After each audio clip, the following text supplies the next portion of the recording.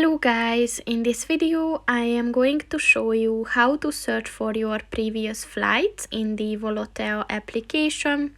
But first I just want to mention, don't forget to subscribe to my channel, because at 10,000 subscribers I am going to show you my whole YouTube revenue statistics and growth strategy, as well as how to make money online. Let's jump into it.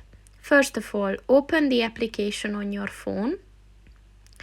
And then click on the Add button at the top of the page on the right.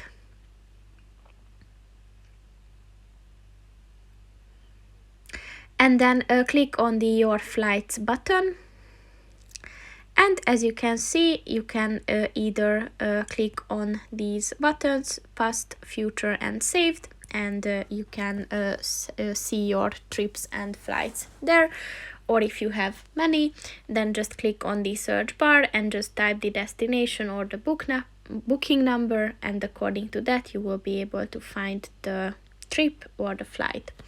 So that's pretty much it for this video, guys. See you in the next one. Goodbye.